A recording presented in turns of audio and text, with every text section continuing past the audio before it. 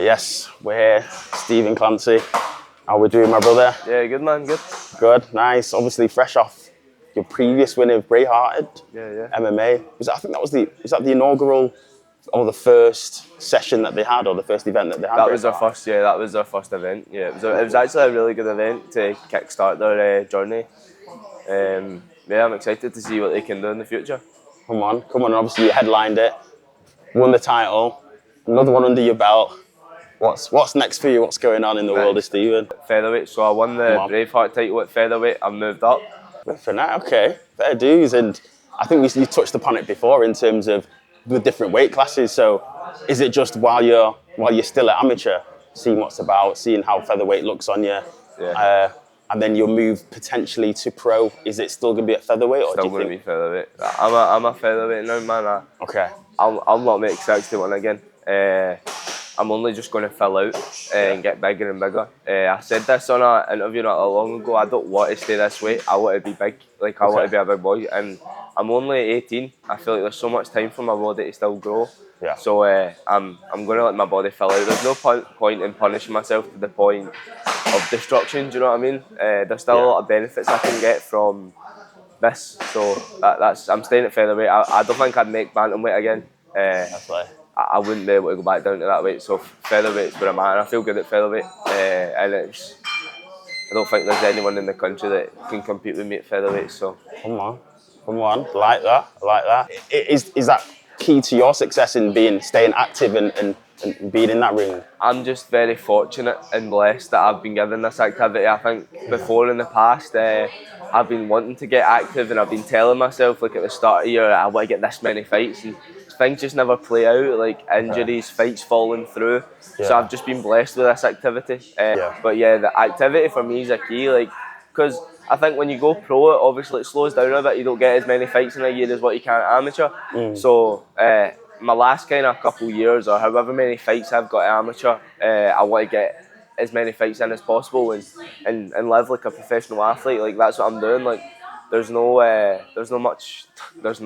partying, there's no nothing else. Everything's just all go at this sport.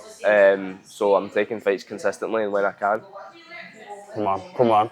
And I think last time we spoke, you mentioned obviously that you don't think it'll be long until you turn pro.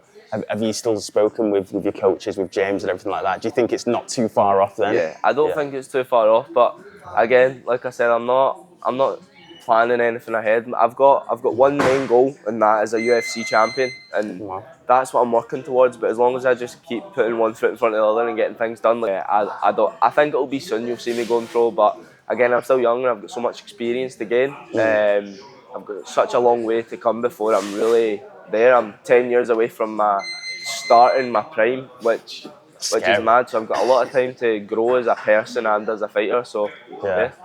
Well, it's good that you've got that mindset, because we see everything online, all of the media, especially in Britain and whatnot. There's a lot of eyes on you. There's a lot of eyes. You're doing your stuff in amateur, and obviously people are building you up and saying, okay, well, he's going to be the next best thing. At pro, how do you block out that noise, really? Even if it's good noise, obviously, but how do you block out that noise and actually stay focused? It's noise, isn't it?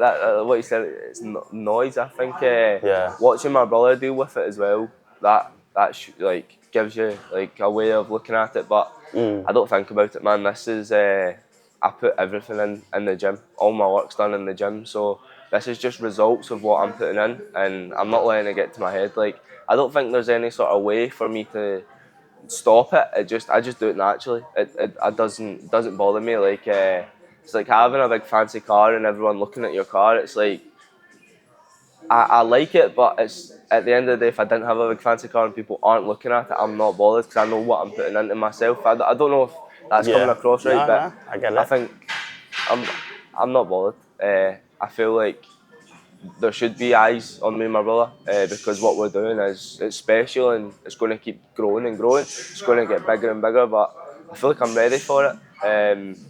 And it's not me, it's God that's doing it for me. So I'm very blessed. Come on, love that. And obviously, you said UFC is your goal. Fighting is probably everything at the moment in time. Apart from fighting, what do you do? Who is Stephen? Like, what's going on?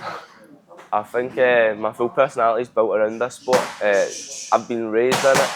So it's hard to like take away that and be like, who am I? I think I'm a very outgoing and excited person. Like I'm always doing stuff. I'm a firm believer in Christ. I go to church every week. But apart from that, like I'm humble, man. I live a very quiet sort of lifestyle now. I've got a girlfriend who I'm with 24/7.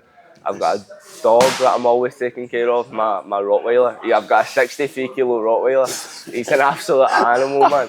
So I spend a lot of time like walking my dog and stuff. But all my time goes to the gym, man. I think I train so hard that when it comes round to the weekends and stuff like that, like I'm not really getting up too much. Apart from chilling, I'll maybe go to the cinema or I'll hang out with my family, or it'll just be really rest, like peace. Like I enjoy just chilling, man, because I feel like everything's so hectic. I'm training at such a high strain level that outside of the gym, I just like to chill, man. Come on. And maybe a random question actually. You've got a strong mullet going on there. There's a lot of people in the fight game with good mullets. You know, Lewis McGuillen in Manchester, he's got a good, well-renowned mullet as well. How do you think your mullet ranks in terms of #1 in the UK mullet game? Don't even get me started on this. Cage Warriors actually, Cage Warriors posted a thing on Instagram, and it was like tag someone with the best mullet to get like free tickets to a Cage Warriors event, and I commented, I was like, just send me the tickets. No one has a better mullet than me in this game.